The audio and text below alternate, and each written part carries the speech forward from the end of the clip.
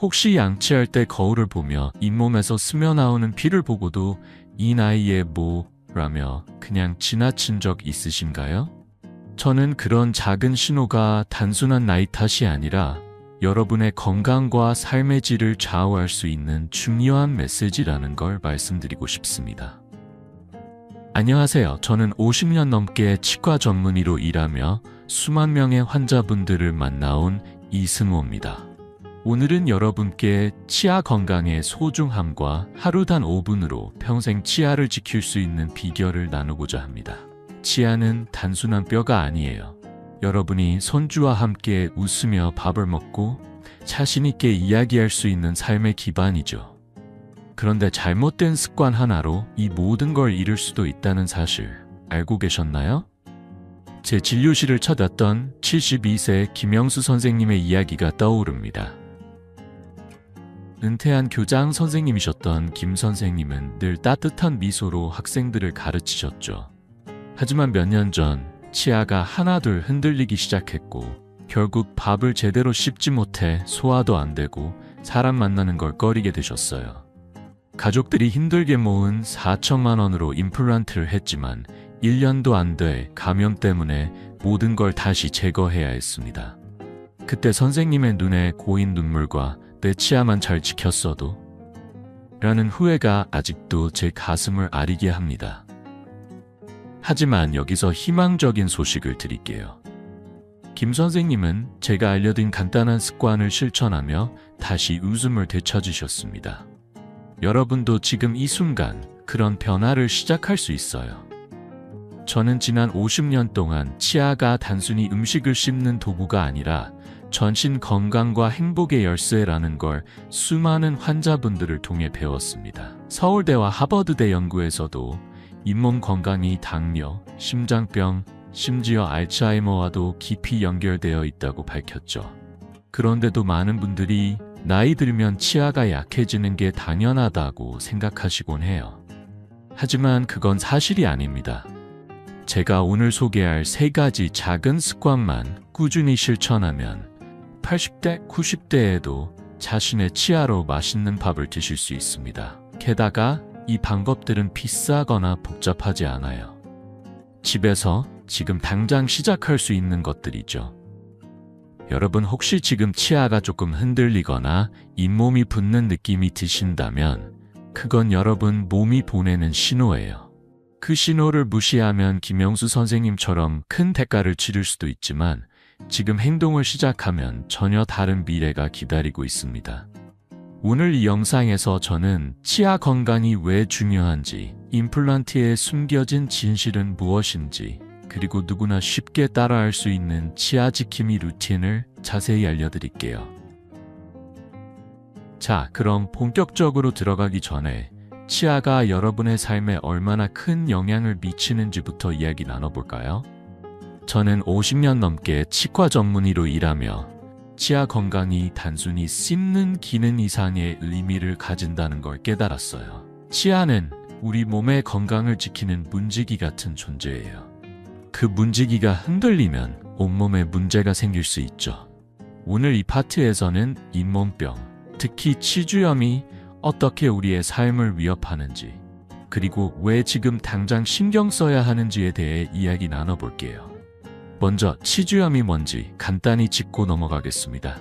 치주염은 잇몸에 염증이 생겨 붓고 피가 나며 심해지면 치아를 지탱하는 뼈까지 녹아내리는 병이에요. 그냥 잇몸이 좀 아픈 거 아니야? 라고 생각하실 수 있지만 이건 단순한 불편함이 아니에요. 하버드대 연구에 따르면 치주염이 있는 분들은 심장병 위험이 2배, 뇌졸중 위험도 2배나 높아진다고 해요. 왜냐하면 잇몸 염증이 혈관을 타고 온몸으로 퍼지면서 염증 반응을 일으키기 때문이죠. 심지어 치주염은 당뇨병을 악화시키고 알츠하이머 발병률을 1.7배 높인다는 연구 결과도 있어요. 서울대 치과병원에서도 비슷한 결과를 발표했는데 치주염이 있는 분들은 그렇지 않은 중분들보다 폐렴이나 조상 같은 문제에 더 취약하다고 했어요. 놀랍게도 남성분들의 경우 발기부전과도 연관이 있다고 하니 치아 건강이 얼마나 중요한지 새삼 느끼시죠? 제 진료실에서 만난 69세 박순자 할머니의 이야기가 떠오릅니다. 박 할머니는 동네에서 손주들과 함께 공기놀이를 하며 웃음소리가 끊이지 않던 분이셨어요. 그런데 어느 날부터 양치할 때 피가 나기 시작했어요. 할머니는 나이 들면 다 그런 거지 하시며 대수롭지 않게 넘기셨죠. 그러다 치아가 하나둘 흔들리더니 결국 몇 년 만에 거의 모든 치아를 잃으셨어요. 더 안타까운 건 치아를 잃은 지 6개월 만에 뇌졸중으로 쓰러지신 거예요. 병원에서 저를 보시며 하신 말씀이 아직도 생생합니다. 선생님, 그때 잇몸에서 피 나는 걸 그냥 두지 말 걸 그랬어요. 그 후로 할머니는 손주들과 예전처럼 마음껏 웃으며 밥을 먹는 일상이 어려워지셨어요. 이 이야기를 들으며 여러분도 가슴이 살짝 무거워지시죠? 하지만 걱정 마세요. 오늘 제가 알려드릴 방법들로 이런 일을 미리 막을 수 있답니다. 치주염이 이렇게 무서운 이유는 잇몸 염증이 단순히 입안에서 끝나는 게 아니라 온몸으로 퍼져가기 때문이에요. 예를 들어 염증이 혈관을 타고 심장에 영향을 주면 심근경색 같은 심각한 문제를 일으킬 수 있어요. 오사카대 연구에서는 치주염이 있는 분들이 폐렴에 걸릴 확률이 3배 높다는 결과도 나왔어요. 왜냐하면 입안 세균이 호흡기를 통해 폐로 들어갈 수 있기 때문이죠. 특히 나이 드신 분들은 면역력이 약해지면서 이런 위험이 더 커져요. 저는 진료실에서 70대, 80대 환자분들을 뵙다 보면 치아 건강을 미리 챙겼다면 지금 훨씬 더 건강한 삶을 누리셨을 거란 생각을 자주 해요. 그런데 치주염의 영향은 신체 건강에만 머무는 게 아니에요. 여러분, 혹시 입냄새 때문에 손주나 가족과 가까이 지내는 게 어색어색던 적 있으신가요? 치주염은 입냄새의 주요 원인 중 하나예요. 이건 단순히 불쾌한 냄새 문제가 아니라 마음의 거리까지 만들어버리죠. 67세 이명숙 씨라는 환자분이 계셨어요. 이명숙 씨는 손주들이 집에 놀러 올 때마다 늘 맛있는 간식을 준비해 주시던 분이었는데 어느 날 손주가 할머니, 입에서 냄새 나? 라고 말하는 바람에 큰 충격을 받으셨어요. 그 뒤로 손주들이 와도 마스크를 쓰시거나 말을 아끼게 되셨죠. 이명숙 씨는 저에게 이렇게 말씀하셨어요. 선생님, 손주들과 뽀뽀도 못하고 같이 밥 먹는 것도 조심스러워졌어요. 이게 이렇게 마음 아픈 일인 줄 몰랐어요. 이 이야기를 듣고 저도 가슴이 먹먹했어요. 치주염은 단순히 치아를 아프게 하는 병이 아니라 가족과의 소중한 순간까지 앗아갈 수 있는 거예요. 오사카대 연구에서도 흥미로운 사실을 발견했어요. 치주염 때문에 입냄새나 치아 문제가 있는 분들은 사회적 고립감이 2배 더 높다고 해요. 특히 나이 드신 분들은 사람들과 어울리는 기회가 줄어들면서 이런 정서적 고립이 더 크게 느껴지죠. 저는 진료실에서 환자분들의 치아를 치료하면서 그분들의 미소와 자신감이 돌아오는 모습을 볼 때마다 이 일이 단순한 치과 치료가 아니라는 걸 느껴요. 치아 건강은 여러분이 사랑하는 사람들과 더 가까워질 수 있는 연결고리예요. 손주와 함께 떡볶이를 먹으며 깔깔 웃고 친구들과 맛집에 가서 수다를 떠는 그런 소소한 행복을 지켜주는 거죠. 이쯤에서 여러분이 궁금해하실 거예요. 그럼 치주염을 어떻게 막을 수 있나요? 이미 잇몸이 안 좋은데 이제 와서 뭘 할 수 있을까? 걱정하지 마세요. 제가 이 영상 끝까지 여러분과 함께하며 누구나 집에서 쉽게 따라할 수 있는 방법을 하나씩 알려드릴게요. 치주염은 무서운 병이지만 예방하고 관리할 수 있는 병이기도 해요. 사실 제가 50년 동안 환자분들을 뵙다 보니 치주염을 일찍 발견하고 작은 습관을 바꾼 분들은 80대, 90대에도 건강한 치아로 맛있는 음식을 드시더라고요. 그러니 지금 여러분이 느끼는 그 작은 불편함, 그건 절대 나이 탓이 아니에요. 여러분의 몸이 조금만 신경 써줘라고 보내는 신호일 뿐이죠. 자, 이제 치주염이 우리 몸과 마음에 어떤 영향을 미치는지 충분히 느끼셨을 거예요. 하지만 여기서 잠깐 많은 분들이 치주염 때문에 치아를 잃으면 임플란트 하면 되지 라고 쉽게 생각하시는데 그게 정말 최선일까요? 다음 파트에서는 임플란트의 불편한 진실, 그리고 왜 자연 치아를 지키는 게 훨씬 더 중요한지에 대해 이야기 나눠볼게요. 임플란트가 어떤 도움을 주는지, 또 어떤 한계가 있는지 제 환자분들의 생생한 경험을 통해 알려드릴게요. 자, 그럼 이어서 함께 알아볼까요? 여러분, 치주염이 단순히 입안에서만 문제를 일으킨다고 생각하시나요?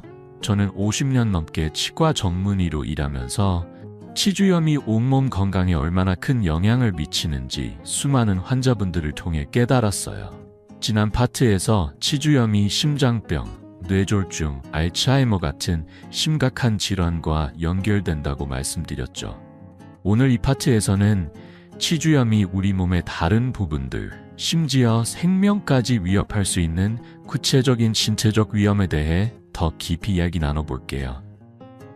잇몸에서 시작된 작은 염증이 어떻게 전신 건강을 망가뜨릴 수 있는지, 그리고 왜 지금 바로 신경 써야 하는지 제 환자분들의 이야기를 통해 함께 알아보겠습니다.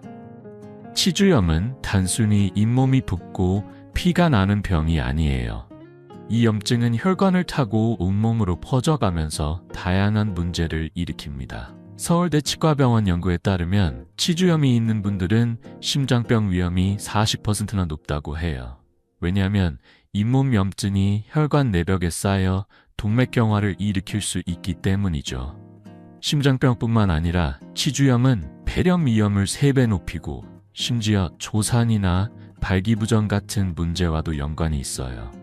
놀랍게도 입안의 세균이 호흡기를 통해 폐로 들어가거나 혈액을 통해 생식기 혈관에 영향을 줄 수 있다는 거예요.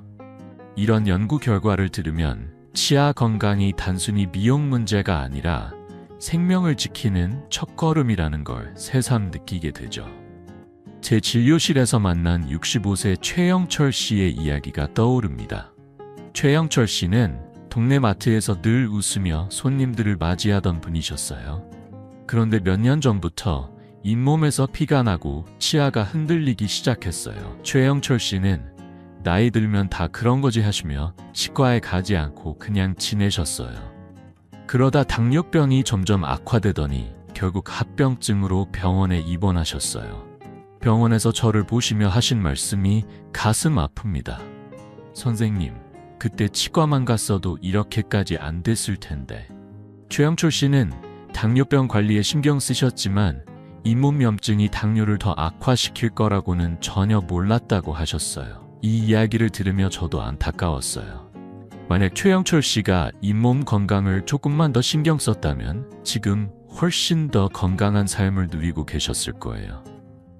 치주염이 이렇게 무서운 이유는 염증이 온몸으로 퍼져가기 때문이에요. 예를 들어 잇몸 염증이 혈관을 타고 심장에 영향을 주면 심근경색이나 협심증 같은 심각한 문제를 일으킬 수 있어요. 오사카대 연구에서는 치주염이 있는 분들이 폐렴에 걸릴 확률이 3배 높다고 했어요. 왜냐하면 입안 세균이 호흡기를 통해 폐로 들어가 염증을 일으킬 수 있기 때문이죠. 특히 나이 드신 분들은 면역력이 약해지면서 이런 위험이 더 커져요. 저는 진료실에서 70대, 80대 환자분들을 뵙다 보면 치주염을 방치한 분들이 폐렴이나 심장 문제로 고생하시는 경우를 자주 봤어요. 이런 경우를 볼 때마다 치아 건강을 미리 챙겼다면 지금 얼마나 더 활기찬 삶을 누리셨을까 하는 생각이 들어요. 더 놀라운 건 치주염이 여성분들에게는 초산 위험을 높일 수 있다는 거예요. 하버드대 연구에 따르면 치주염이 있는 임산부는 초산 위험이 2배 높다고 해요. 입안 세균이 혈액을 통해 태반에 영향을 주기 때문이죠. 남성분들에게는 발기부전이라는 민감한 문제와도 연관이 있어요. 치주염이 혈관 건강을 해치면서 혈류를 방해하기 때문에 이런 문제가 생길 수 있다고 해요. 이런 이야기를 들으면 치아 건강이 단순히 입안의 문제가 아니라 온몸의 건강과 직결되어 있다는 걸 절실히 느끼게 되죠. 저는 50년 넘게 치과 전문의로 일하면서 치주염을 방치한 환자분들이 겪는 신체적 고통을 수없이 봤어요. 71세 김옥순 씨라는 환자분이 계셨어요. 김옥순 씨는 평소 당뇨병을 관리하시던 분이었는데 잇몸 염증을 그냥 두셨다가 결국 심한 잇몸 농양으로 응급실에 실려 오셨어요. 그때 김옥순 씨는 저에게 이렇게 말씀하셨어요. 선생님, 그냥 잇몸이 좀 아픈 줄 알았지 이게 이렇게 큰 병으로 이어질 줄 몰랐어요. 다행히 치료를 잘 마치고 지금은 건강을 회복하셨지만 그때의 고통과 두려움은 아직도 잊지 못한다고 하셨어요. 이런 이야기를 들을 때마다 저는 치주염의 위험성을 더 많은 분들에게 알려야겠다는 생각을 해요. 여러분, 혹시 지금 양치할 때 잇몸이 붓거나 피가 나는 느낌이 드신다면 그건 여러분 몸이 보내는 신호예요. 그 신호를 무시는 순간 최영철 씨나 김옥순 씨처럼 더 큰 문제를 마주할 수 있어요. 하지만 걱정하지 마세요. 치주염은 무서운 병이지만 예방하고 관리할 수 있는 병이에요. 제가 이 영상 끝까지 여러분과 함께하며 누구나 집에서 쉽게 따라 할 수 있는 방법을 하나씩 알려드릴게요. 사실 제가 50년 동안 환자분들을 뵙다 보니 치주염을 일찍 발견하고 작은 습관을 바꾼 분들은 80대, 90대에도 건강한 치아로 맛있는 음식을 드시더라고요. 그러니 지금 여러분이 느끼는 그 작은 불편함, 그건 절대 나이 탓이 아니에요. 여러분의 몸이 조금만 신경 써줘라고 보내는 신호일 뿐이죠. 자, 이제 치주염이 신체 건강에 어떤 위험을 초래하는지 충분히 느끼셨을 거예요. 하지만 치주염의 영향은 여기서 끝나는 게 아니에요. 치주염은 단순히 몸을 아프게 하는 것뿐만 아니라 우리의 마음과 가족과의 관계까지 흔들 수 있어요. 다음 파트에서는 치주염이 어떻게 정서적 고립을 일으키고 사랑하는 사람들과의 소중한 순간을 멀어지게 만드는지에 대해 이야기 나눠볼게요. 특히 입냄새가 가져오는 마음의 상처와 그로 인한 삶의 변화를 제 환자분들의 이야기를 통해 생생히 전해드릴게요. 자, 그럼 이어서 함께 알아볼까요? 여러분, 치아 건강이 단순히 음식을 씹는 데만 영향을 준다고 생각하시나요? 지난 파트에서 치주염이 심장병, 폐렴, 당뇨 같은 신체적 문제를 일으킬 수 있다고 말씀드렸죠. 하지만 치주염의 영향은 몸에만 머무는 게 아니에요. 오늘 이 파트에서는 치주염이 우리의 마음과 가족과의 소중한 관계에 어떤 상처를 남길 수 있는지, 그리고 그로 인해 얼마나 큰 정서적 고립을 느끼게 되는지에 대해 이야기 나눠볼게요. 특히 입냄새가 가져오는 마음의 거리와 그로 인한 삶의 변화를 제 환자분들의 생생한 이야기를 통해 전해드릴게요. 치아 건강은 단순히 입안의 문제가 아니라 우리 삶의 행복과 연결된 중요한 열쇠라는 걸 함께 느껴보고 싶습니다. 치주염은 잇몸 염증을 일으키고 이로 인해 입냄새가 생기는 주요 원인 중 하나예요. 여러분, 혹시 손주나 가족과 이야기를 나누다 살짝 머뭇거리거나 입을 가리게 된 적 있으신가요? 저는 진료실에서 그런 고민을 털어놓는 환자분들을 자주 만나왔어요. 입냄새는 단순히 냄새의 문제가 아니에요. 사랑하는 사람들과의 소중한 순간을 어색하게 만들고 결국 마음의 거리까지 만들어버리죠. 오사카대 연구에 따르면 구강 건강이 나쁜 노인분들은 사회적 고립감이 2배 더 높다고 해요. 특히 나이 드시면서 사람들과 어울리는 기회가 줄어들다 보니 이런 정서적 고립은 더 크게 느껴집니다. 치주염은 치아를 아프게 할 뿐만 아니라 우리의 마음까지 아프게 하는 병이에요. 제 진료실에서 만난 70세 이명숙 씨의 이야기가 떠오릅니다. 이명숙 씨는 손주들이 집에 놀러 올 때마다 늘 따뜻한 미소로 맞이하며 맛있는 간식을 준비해 주시던 분이셨어요. 손주들과 함께 떡볶이를 먹으며 깔깔 웃고 동화책을 읽어주는 시간이 이명숙 씨에게는 가장 행복한 순간이었죠. 그런데 어느 날 막내 손주가 천진난만하게 이렇게 말했어요. 할머니, 입에서 냄새나. 그 한마디가 이명숙 씨에게는 큰 충격이었어요. 그 뒤로 손주들이 놀러와도 마스크를 쓰시거나 말을 아끼게 되셨죠. 저에게 찾아오셨을 때 이명숙 씨는 눈물을 글썽이며 이렇게 말씀하셨어요. 선생님, 손주들과 뽀뽀도 못하고 같이 밥 먹는 것도 조심스러워졌어요. 이게 이렇게 마음 아픈 일인 줄 몰랐어요. 그 이야기를 들으며 저도 가슴이 먹먹했어요. 입냄새라는 작은 문제가 가족과의 소중한 순간을 앗아가고 결국 우울증까지 불러왔던 거예요. 이명숙 씨의 이야기는 특별한 경우가 아니에요. 저는 50년 넘게 치과 전문의로 일하면서 치주염 때문에 입냄새로 고민하시는 분들을 수없이 만나왔어요. 68세 박정희 씨라는 분도 비슷한 경험을 하셨어요. 박정희 씨는 동네 경로당에서 친구들과 매일 모여 수다를 떨며 웃음꽃을 피우던 분이셨어요. 그런데 입냄새 때문에 점점 친구들과의 모임에 나가기가 꺼려지셨다고 해요. 친구들이 말은 안 해도 내가 말할 때 살짝 얼굴을 돌리는 게 느껴지더라고요. 박정희 씨는 결국 경로당에 잘 안 나가게 되셨고 집에만 계시다 보니 외로움이 커지셨어요.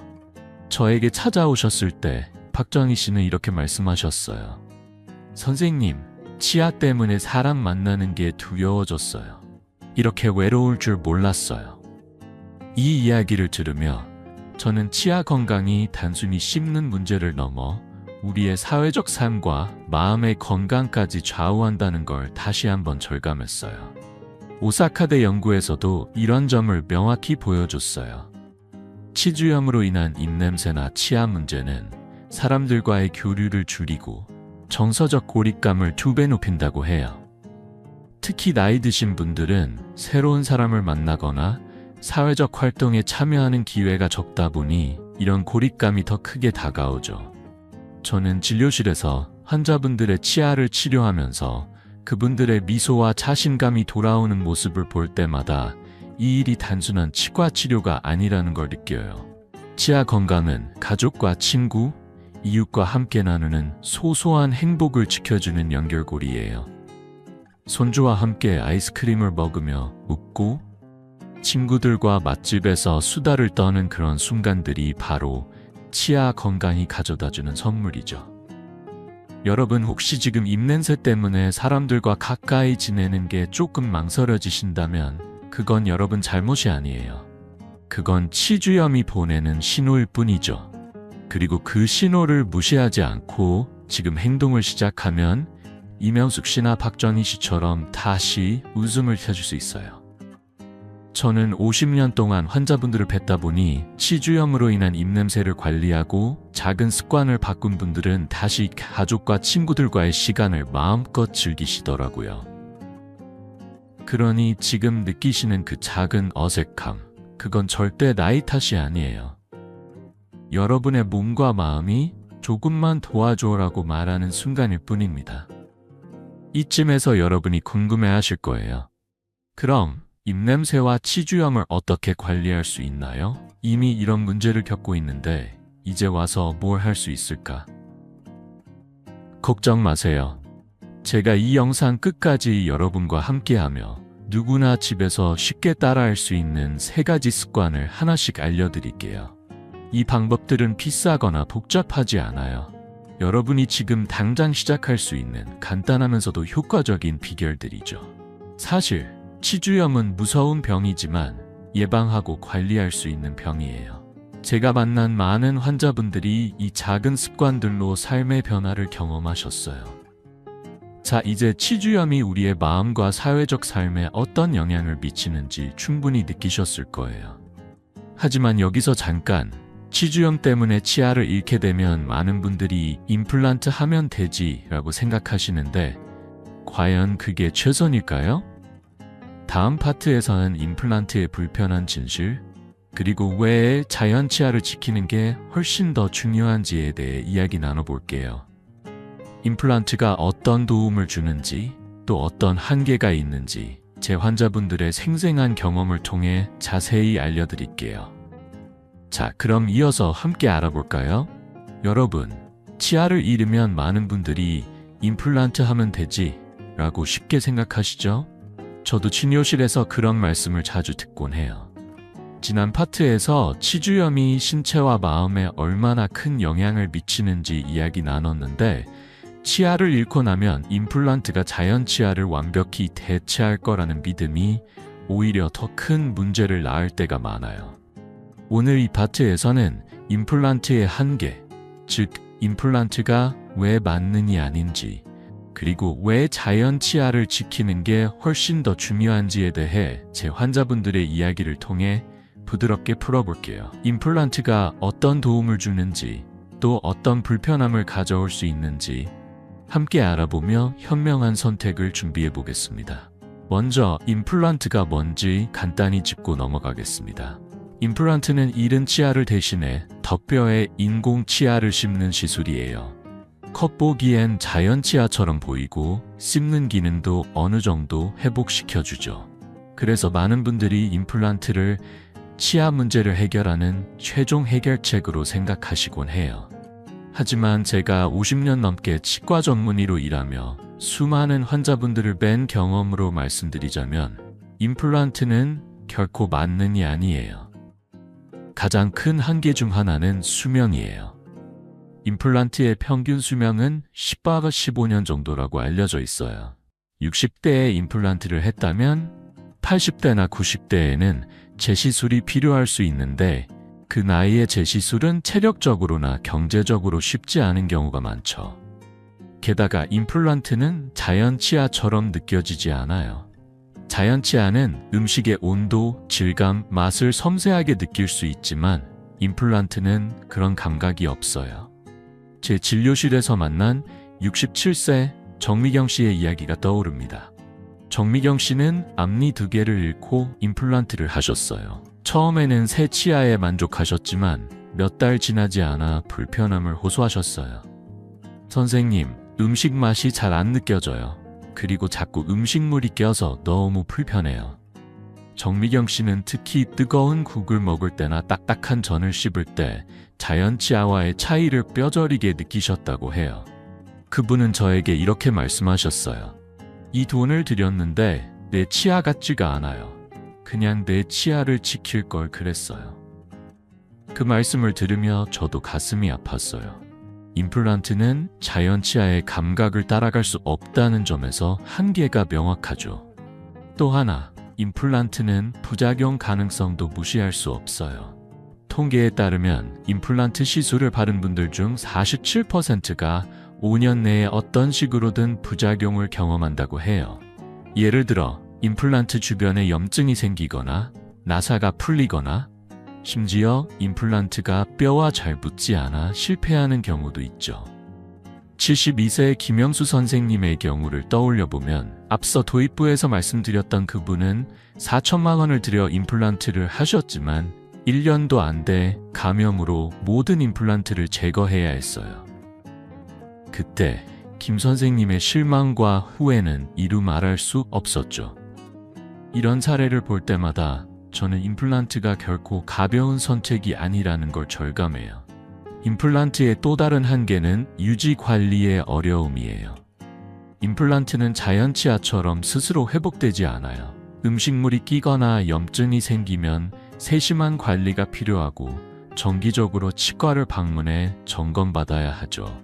하지만 나이 드시면서 치과 방문이 어려워지거나 손의 힘이 약해지면 이런 관리가 쉽지 않을 수 있어요. 저는 진료실에서 80대 환자분들이 임플란트 관리에 어려움을 겪으시는 모습을 자주 봤어요. 이런 점들을 고려하면 임플란트는 단기적인 해결책일 수 있지만 장기적으로는 자연 치아를 지키는 게 훨씬 더 현명한 선택이라는 걸 알 수 있죠. 여러분, 혹시 지금 치아가 조금 흔들리거나 잇몸이 불편한 느낌이 드신다면 임플란트를 최후의 보루로 생각하기 전에 자연 치아를 지킬 방법을 먼저 찾아보세요. 저는 50년 동안 환자분들을 뵙다 보니 작은 습관을 바꿔 자연 치아를 지킨 분들이 80대, 90대에도 건강한 미소로 맛있는 음식을 즐기시는 모습을 많이 봤어요. 임플란트가 나쁜 선택은 아니에요. 하지만 자연 치아의 소중함을 대체할 수는 없죠. 그러니 지금 여러분의 치아가 보내는 신호를 무시하지 마시고 현명한 선택을 시작해 보세요. 자, 이제 임플란트의 기술적이고 신체적인 한계에 대해 충분히 이야기 나눴어요. 하지만 임플란트의 문제는 여기서 끝나는 게 아니에요.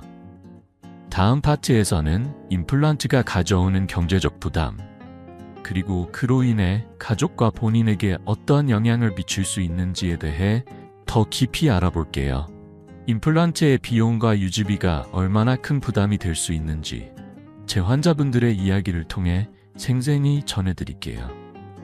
자, 그럼 이어서 함께 알아볼까요? 여러분, 치아를 잃고 임플란트를 고려하실 때 가장 먼저 떠오르는 걱정 중 하나가 비용이 아닐까 싶어요. 지난 파트에서 임플란트의 기술적이고 신체적인 한계, 예를 들어 수명이나 감각의 차이, 부작용 가능성에 대해 이야기 나눴죠. 하지만 임플란트의 부담은 단순히 불편함으로 끝나는 게 아니에요.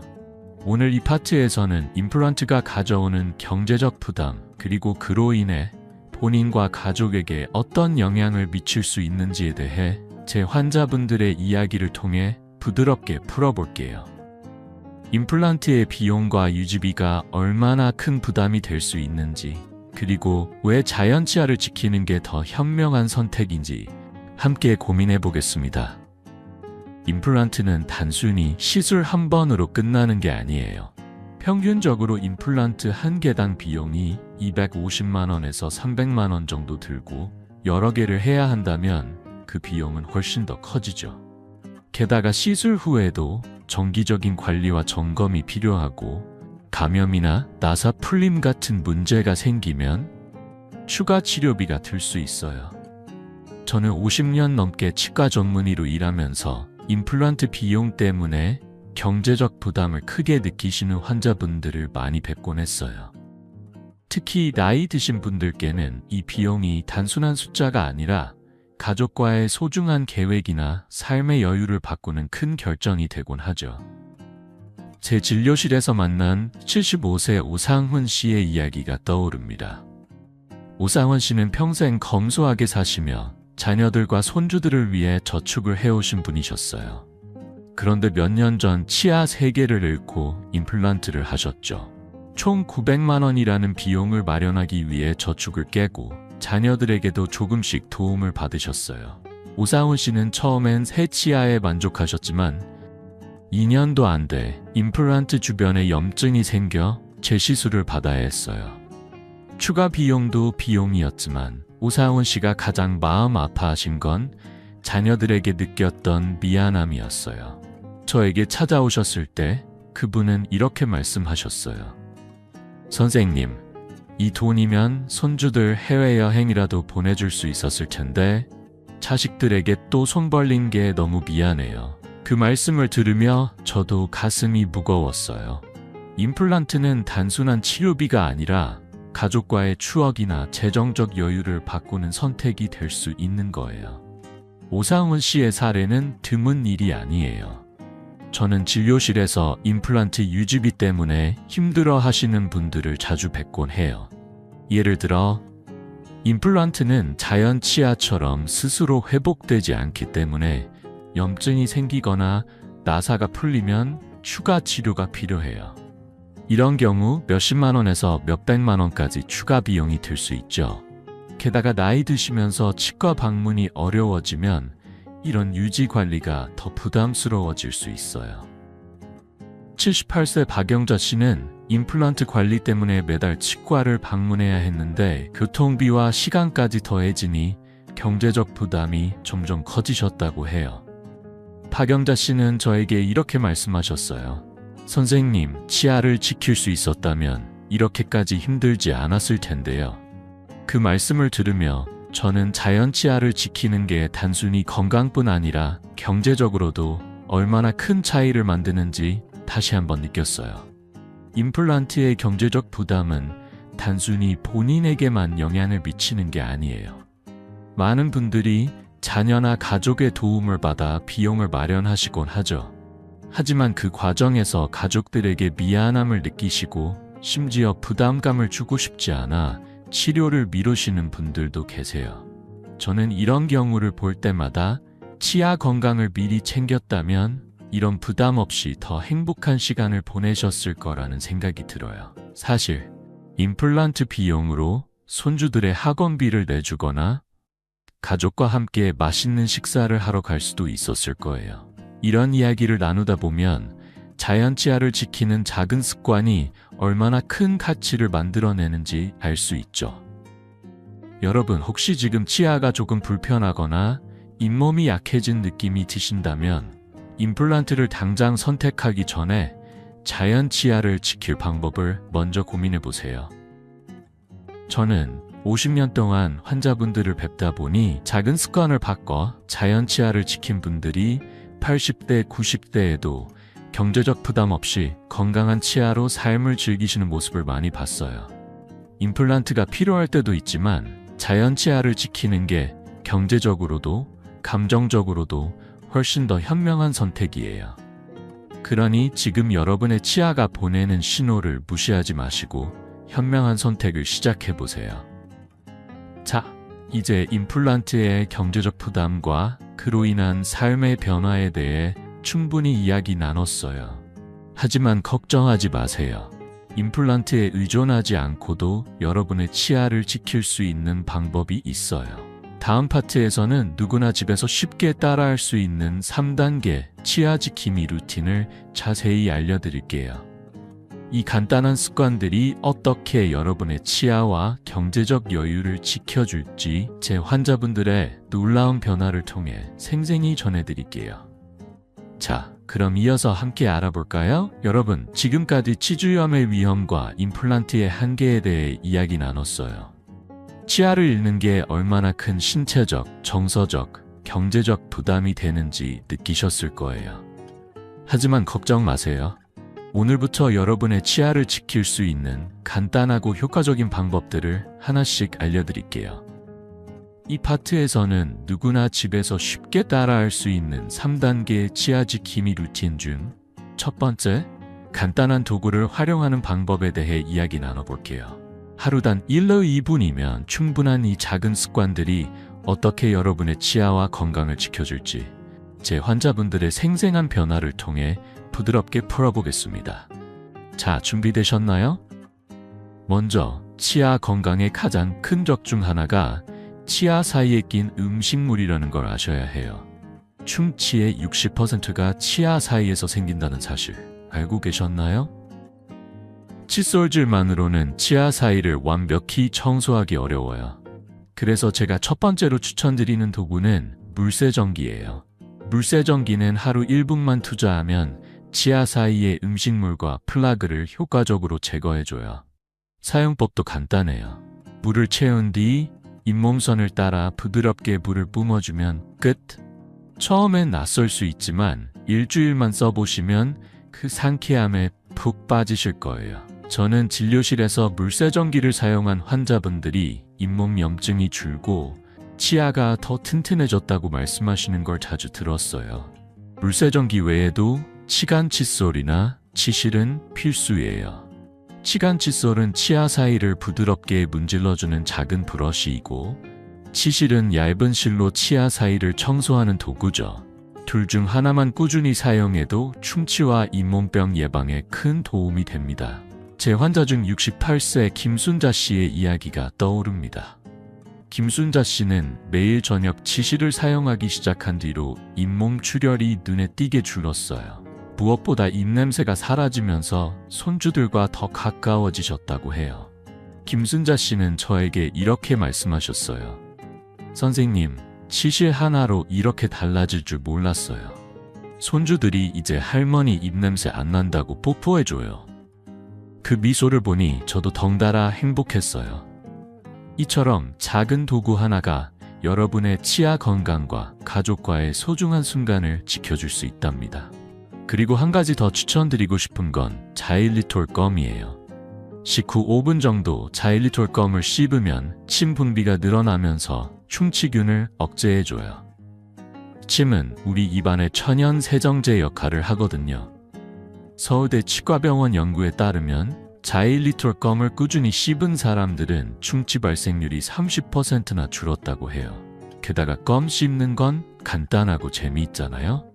저는 환자분들에게 식사 후 바로 양치하기보다는 자일리톨 껌을 먼저 씹어보라고 권하곤 해요. 66세 최옥순 씨는 자일리톨 껌을 씹기 시작한 뒤로 입안이 훨씬 상쾌해졌다고 하셨어요. 선생님, 껌 씹는 게 이렇게 좋을 줄 몰랐어요. 요즘은 식당에서도 당당히 밥을 먹어요. 그 말씀을 들으며 이렇게 간단한 습관이 삶의 자신감을 되찾을 수 있다는 게 참 놀라웠어요. 이 도구들, 물세정기, 치간 칫솔, 치실, 자일리톨 껌은 비싸지도 않고 집에서 누구나 쉽게 사용할 수 있어요. 물세정기가 부담스럽다면 치실이나 치간 칫솔부터 시작해보세요. 하루 1~2분이면 충분하니 TV를 보면서나 잠들기 전에 가볍게 해보시면 어떨까요? 저는 50년 넘게 치과 전문의로 일하면서 이런 작은 습관을 꾸준히 실천한 환자분들이 80대, 90대에도 건강한 치아로 맛있는 음식을 즐기시는 모습을 많이 봤어요. 여러분도 지금 시작하시면 임플란트 같은 큰 부담 없이 자연 치아를 지킬 수 있답니다. 여러분, 혹시 지금 치아 사이에 음식물이 자주 끼거나 잇몸이 살짝 불편한 느낌이 드신다면 그건 여러분의 치아가 보내는 작은 신호예요. 그 신호를 무시하지 않고 오늘부터 이 간단한 도구들을 사용해보세요. 김순자 씨처럼 손주들과 더 가까워질 수 있고 최옥순 씨처럼 자신감 넘치는 미소를 되찾을 수 있어요. 이 작은 변화가 여러분의 치아 건강과 삶의 질을 얼마나 크게 바꿀지 직접 경험해 보시면 아실 거예요. 자, 이제 간단한 도구를 활용하는 방법에 대해 충분히 이야기 나눴어요. 하지만 치아 지킴이 루틴은 여기서 끝나는 게 아니에요. 다음 파트에서는 올바른 양치법과 추가적인 생활 습관을 통해 잇몸과 치아를 더 튼튼하게 만드는 방법을 자세히 알려드릴게요. 이 간단한 루틴들이 어떻게 여러분의 치아를 평생 지켜줄지 또 다른 환자분들의 놀라운 변화를 통해 생생히 전해드릴게요. 자, 그럼 이어서 함께 알아볼까요? 여러분, 지난 파트에서 물세정기, 치실, 자일리톨 껌 같은 간단한 도구로 치아 건강을 지키는 법을 이야기 나눴죠. 이런 도구들이 치아 사이를 깨끗이 하는 데 큰 도움이 되지만 여기에 한 가지 더 추가하면 금상첨화예요. 바로 올바른 양치법이에요.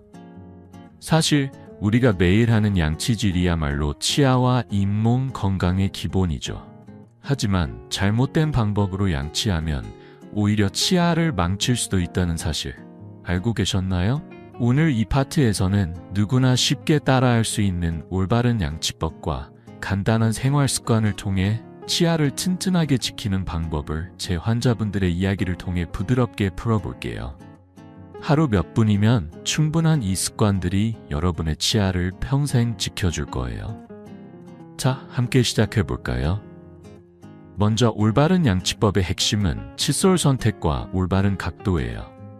칫솔은 부드러운 강모를 가진 걸로 고르세요. 너무 단단한 칫솔은 잇몸을 손상시킬 수 있거든요. 양치할 때는 칫솔을 치아와 잇몸 사이에 45도 각도로 대고 부드럽게 마사지하듯 닦아주세요. 세게 문지르면 잇몸이 상하고 치아 에나멜이 마모될 수 있어요. 저는 환자분들에게 이렇게 설명하곤 해요. 잇몸을 어루만지듯 사랑스럽게 닦아주세요.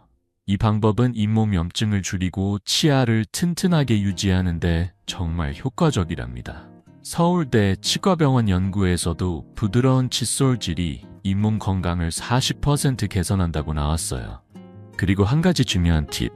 식후 바로 양치하는 건 피하세요. 밥을 먹은 직후엔 입안이 산성 환경이 되는데 이때 양치하면 치아 에나멜이 손상될 수 있어요. 식후 30분 정도 기다렸다가 양치하는 게 좋아요. 그 사이 자일리톨 껌을 씹으면 입안이 상쾌해지면서 에나멜도 보호된답니다. 제 환자 중 71세 박영희 씨는 이 방법을 꾸준히 실천하셨어요. 박영희 씨는 예전엔 식후 바로 양치하셨다가 잇몸이 예민해지셨다고 해요. 하지만 이 루틴으로 바꾼 뒤로는 치과 방문이 절반으로 줄었어요. 박영희 씨는 저에게 이렇게 말씀하셨어요. 선생님, 이렇게 간단한 방법으로 잇몸이 편해질 줄 몰랐어요. 치과 갈 일이 줄어서 너무 좋아요. 그 미소를 보니 저도 뿌듯했어요. 또 하나 추천드리고 싶은 건 침샘 마사지예요. 나이 들면서 입안이 건조해지시는 분들 많으시죠? 구강 건조증은 충치와 잇몸병의 원인이 될 수 있어요. 침샘 마사지는 귀 아래, 턱선 근처를 손가락으로 10초간 부드럽게 눌러주는 거예요. 하루 2번 아침 저녁으로 해보시면 침 분비가 늘어나 입안이 촉촉해진답니다. 저는 진료실에서 이 방법을 알려드린 환자분들이 입냄새도 줄고 입안이 훨씬 편해졌다고 말씀하시는 걸 자주 들었어요.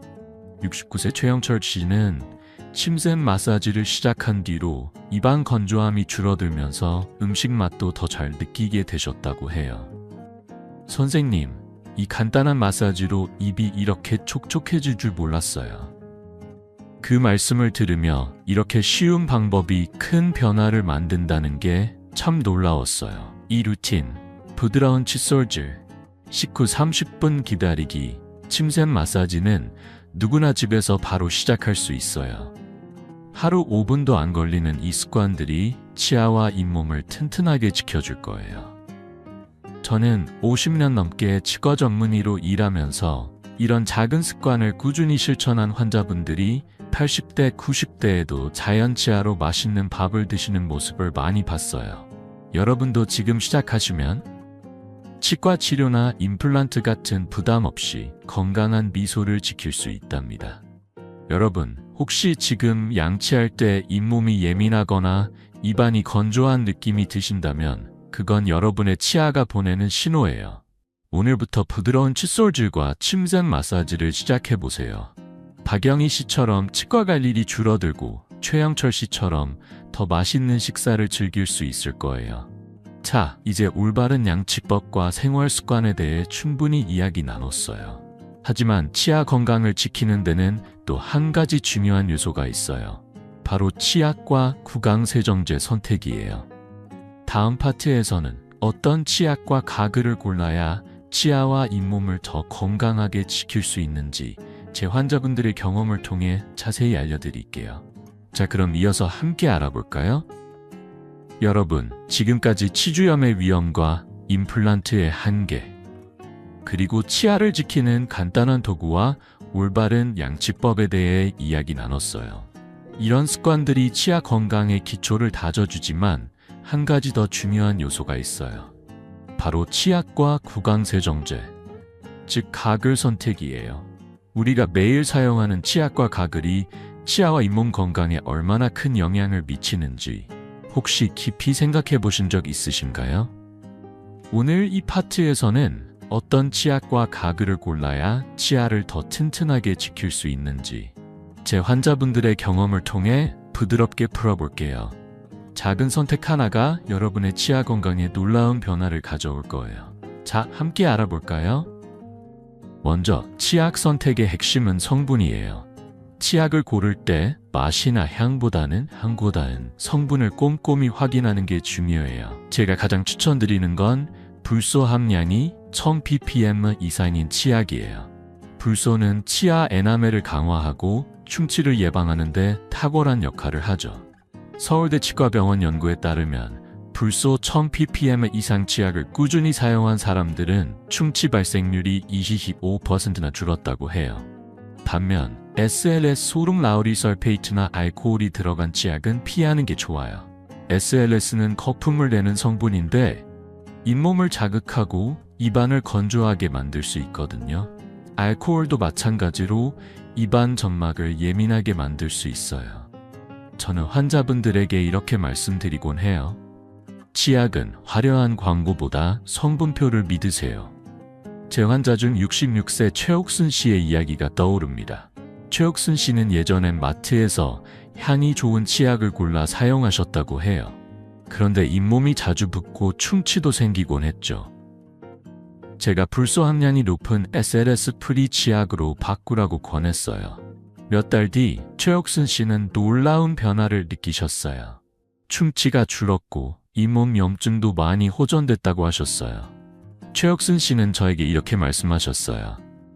선생님, 치약 하나 바꿨을 뿐인데 입안이 이렇게 편해질 줄 몰랐어요. 이젠 치과 갈 때 덜 떨려요. 그 미소를 보니 저도 작은 선택이 얼마나 큰 차이를 만드는지 새삼 느꼈어요. 치약만큼 중요한 게 구강세정제, 즉 가글이에요. 가글은 치아와 잇몸 사이, 혀와 입안 구석구석까지 세균을 줄이는 데 효과적이죠. 하지만 여기서도 알코올 프리 제품을 선택하는 게 중요해요. 알코올이 들어간 가글은 입안을 건조하게 만들어 오히려 세균이 번식하기 쉬운 환경을 만들 수 있거든요. 저는 환자분들에게 하루 1나 2회, 특히 저녁에 가글을 권해드려요. 오사카대 연구에 따르면 저녁에 알코올 프리 가글을 사용하면 입안 세균이 30% 줄어든다고 해요. 사용법은 간단해요. 가글액을 입에 머금고 30초 정도 굴린 뒤 뱉어내면 끝! 70세 이명숙 씨는 저녁 가글을 시작한 뒤 입냄새가 줄어들면서 손주들과 더 자신있게 대화하게 되셨다고 해요. 선생님, 가글 덕분에 손주들이랑 밥 먹을 때 걱정 없어요. 그 말씀을 들으며 이렇게 쉬운 습관이 삶의 자신감을 되찾아 줄 수 있다는 게 참 기뻤어요. 치약과 가글 선택은 비싸거나 복잡하지 않아요. 마트나 약국에서 성분표만 잘 확인하면 누구나 현명한 선택을 할 수 있죠. 저는 50년 넘게 치과 전문의로 일하면서 올바른 치약과 가글을 사용한 환자분들이 충치와 잇몸병을 훨씬 덜 겪는 걸 봤어요. 여러분도 오늘부터 치약과 가글을 꼼꼼히 골라보세요.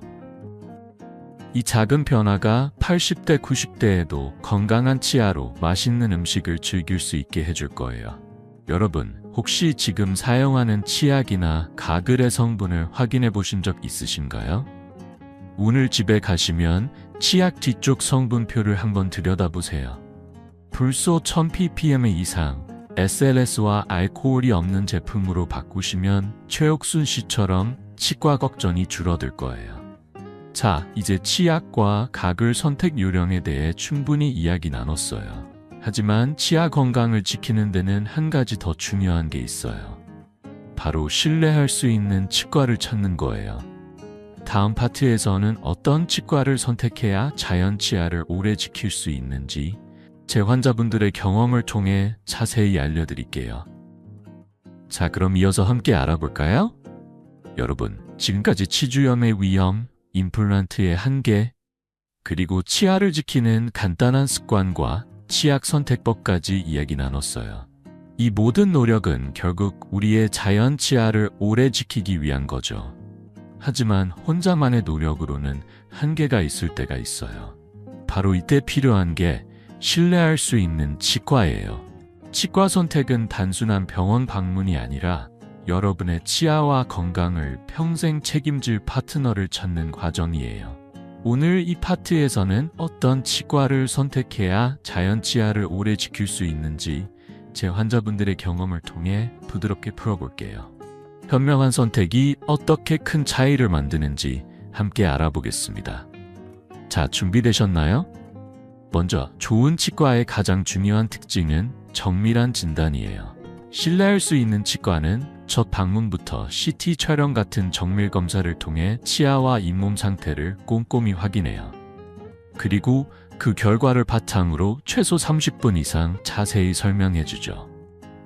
저는 50년 넘게 치과 전문의로 일하면서 환자분들에게 충분한 시간을 들여 설명하는 치과가 자연 치아 보존에 더 힘쓴다는 걸 알게 됐어요.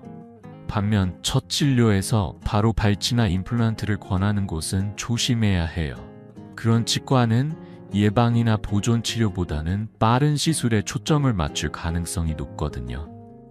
좋은 치과는 스케일링이나 불소도포 같은 예방 치료를 적극 권장하고 자연 치아를 최대한 살리는 방향으로 치료 계획을 세워요.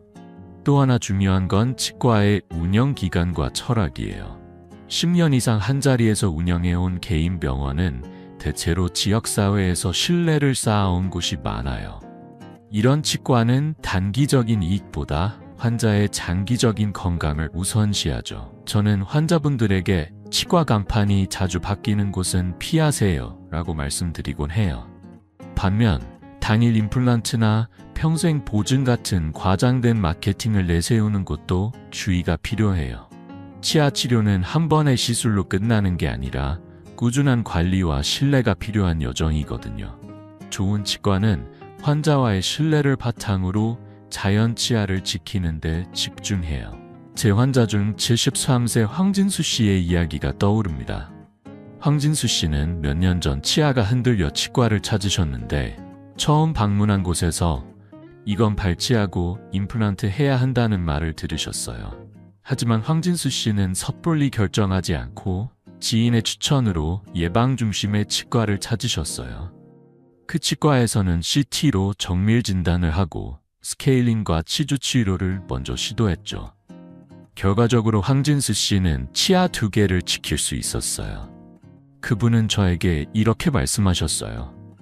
선생님, 그때 그냥 임플란트를 했으면 큰돈 들이고 불편했을 거예요. 좋은 치과를 만난 덕에 내 치아로 밥을 먹어요. 그 미소를 보니 저도 현명한 선택의 힘을 다시 한번 느꼈어요. 신뢰할 수 있는 치과를 찾는 건 단순히 병원을 고르는 게 아니에요. 여러분의 치아와 건강, 그리고 가족과의 행복한 시간을 지키는 일이죠. 예를 들어, 좋은 치과는 치료 전후로 충분히 소통하며 환자가 불안하지 않도록 세심히 배려해요. 69세 박순자 씨는 예방중심 치과를 만난 뒤로 정기적인 스케일링 덕에 치아 건강을 유지하고 계세요. 박순자 씨는 선생님, 치과가 이렇게 편할 수가 있나요? 이젠 치과 가는 게 즐거워요. 라고 웃으며 말씀하셨어요. 이런 사례를 볼 때마다 저는 치과 선택이 단순한 치료 이상의 가치를 만든다는 걸 절감해요. 여러분, 혹시 지금 다니는 치과에서 바로 발치나 당일 시술 같은 말을 들으셨다면 잠시 멈추시고 다른 치과를 찾아보세요. CT로 정밀 진단하고 예방치료를 우선시하며 최소 30분 이상 설명해주는 곳을 선택. 투리엔 감흥. 10년 이상 한자리에서 운영한 개인 병원이 신뢰도가 높아요. 반면 당일 임플란트나 평생 보증을 내세우는 곳은 피하세요. 73세 황진수 씨는 예방중심 치과를 만난 뒤 치아 2개를 지켰어요. 현명한 선택이 중요합니다. 여러분, 오늘 우리는 치아 건강의 소중함과 그것이 우리의 몸과 마음, 그리고 가족과의 행복에 얼마나 큰 영향을 미치는지에 대해 깊이 이야기 나눴어요. 치주염의 위험부터 임플란트의 한계, 그리고 하루 몇 분으로 치아를 지킬 수 있는 간단한 습관까지, 이 모든 여정을 함께하며 저도 참 많은 감동을 받았습니다. 처음에 말씀드렸던 72세 김영수 선생님의 이야기가 다시 떠오르네요. 임플란트를 잃고 후회로 가득했던 그분이 하루 5분 루틴을 시작한 뒤 이제는 손주들과 웃으며 떡볶이를 나눠 먹는 행복한 일상을 되찾으셨어요. 그 미소를 볼 때마다 저는 치아 건강이 단순한 치료가 아니라 삶의 기쁨을 되찾는 일이라는 걸 새삼 느낍니다. 여러분, 치아는 단순히 음식을 씹는 도구가 아니에요. 손주와 함께 아이스크림을 먹으며 웃고 친구들과 맛집에서 수다를 떨며 보내는 소중한 순간들을 가능하게 해주는 연결고리죠. 오늘 배운 3가지 습관, 물세정기와 치실로 치아 사이를 깨끗이 하고 부드러운 양치법과 침샘 마사지로 잇몸을 건강하게 유지하며 풀소 치약과 알코올 프리 가글로 치아를 보호하는 것, 이 모두 여러분의 치아를 평생 지켜줄 거예요. 그리고 신뢰할 수 있는 치과를 찾아 정기적으로 점검받는다면 80대, 90대에도 건강한 미소로 맛있는 밥을 드실 수 있을 거예요. 혹시 지금 치아가 조금 흔들리거나 잇몸이 불편한 느낌이 드신다면 그건 절대 나이 탓이 아니에요. 그건 여러분의 몸이 조금만 신경 써줘라고 보내는 신호일 뿐입니다. 절대 늦지 않았습니다. 오늘부터 단 5분 작은 습관을 시작해보세요. 김영수 선생님처럼 여러분도 가족과 함께하는 행복한 순간들을 더 오래 누릴 수 있을 거예요. 이 영상을 부모님, 조부모님께 꼭 공유해주세요. 그리고 구독과 알림 설정을 눌러 앞으로 더 많은 건강 정보를 함께 받아보시길 바랍니다. 치아 건강은 가족의 행복을 지키는 첫걸음이에요. 여러분의 건강한 미소를 응원하며 다음 영상에서 다시 만나요.